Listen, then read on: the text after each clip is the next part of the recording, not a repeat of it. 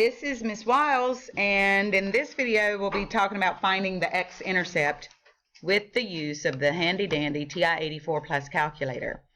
Now, knowing what the x-intercept is important. The x-intercept is the point where the graph crosses the x-axis. It's also the point where y is equal to 0. So we can use our calculator to find the approximate x-intercept. Now, oftentimes we're looking for an approximate, sometimes we're looking for an exact, but our calculator will help us get close enough that, especially with multiple choice, we'll be able to figure out the answer. Now, our question says, what is the approximate x-intercept of the function f of x equals 5 to the x powered minus 9? So if I'm on the calculator active part of the test, I immediately pick up my calculator and I graph that because it's in the format that I like, because y and f of x are the same thing. So I would go into y equals, and I'd clear out what I already have there, and I'd put in the 5 to the x power minus 9. Once I have that in the calculator, then I can look at the graph. I can look at the graph, and as long as I know what the x-intercept is, I will see that it kind of doesn't even look like it's going to cross the x-axis. And maybe I wanted another number. Hold on.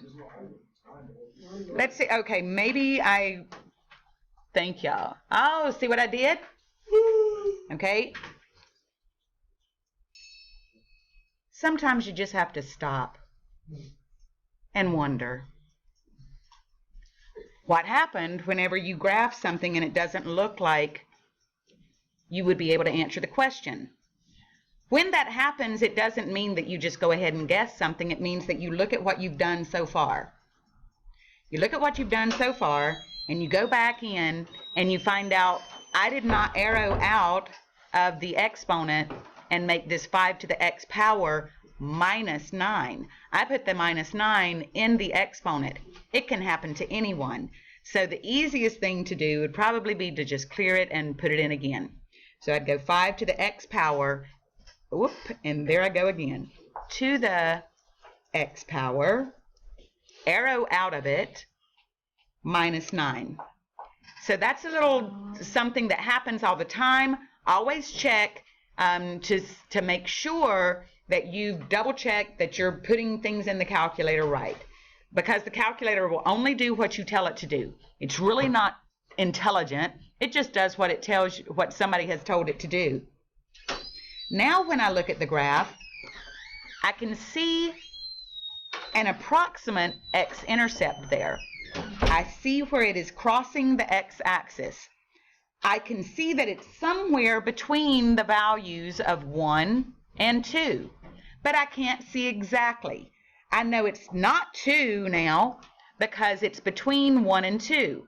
Now, if I understand fractions and their values pretty good, then I can look at choice C and think that it's probably not choice C because choice C would be closer to the 2 value.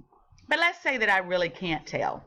If I really can't tell, then there are some calculator commands that I can perform to find out exactly or very close to what this x-intercept is. Knowing also that x-intercept can be called the 0 of the function or the solution of the function, I can tell the calculator.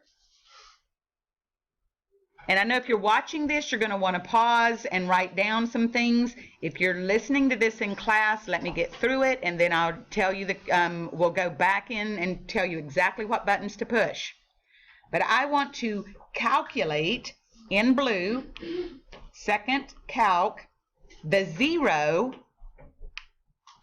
of this function. When I tell the calculator that I want to calculate the 0 of the function, I get these commands on my calculator. The first command says left bound. And the calculator just wants this little thing that's blinking here, this little cursor that I can see blinking. Yours might be in the same place or in a different place, but I want it to be to the left of this point that I want it to guess. And so I'll press enter. Because it doesn't have to be, I could use the left and right buttons. It doesn't have to be that close, but I can get it that close if I want to. That point is still to the left of that value. But now my calculator says right bound. So I want to be above the point, to the right of that point, and I press enter again.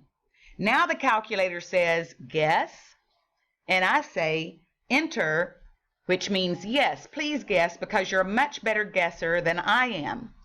And the calculator tells me that x equals 1.365.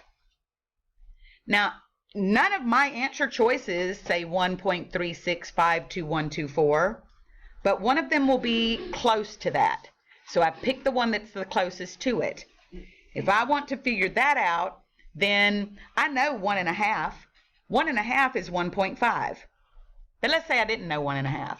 Then I put in my calculator, I go into the fraction menu, the alpha y equals. Number 2 will let me put a mixed number in the calculator. So I choose number 2. And I put in 1 2/5. The calculator, when I press enter, will change it to a mixed number improper fraction.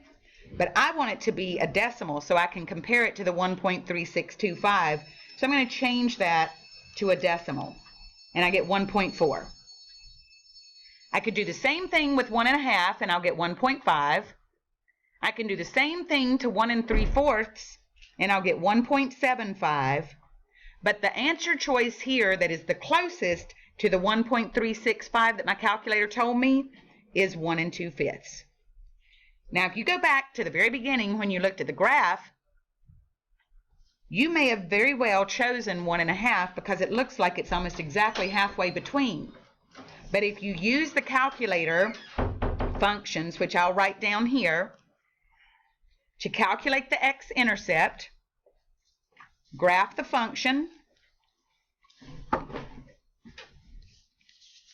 using y equals, then press second calc, number 2, choose your left bound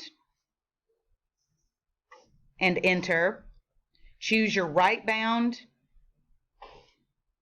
and enter, and then enter whenever the calculator says guess. So again, use your calculator, use those functions. If you can't tell for certain by looking which answer choice to use, then choose to calculate the zero, which is also known as the solution, which is also known as the x-intercept of any function using these calculator commands. And that's all I have to say about that.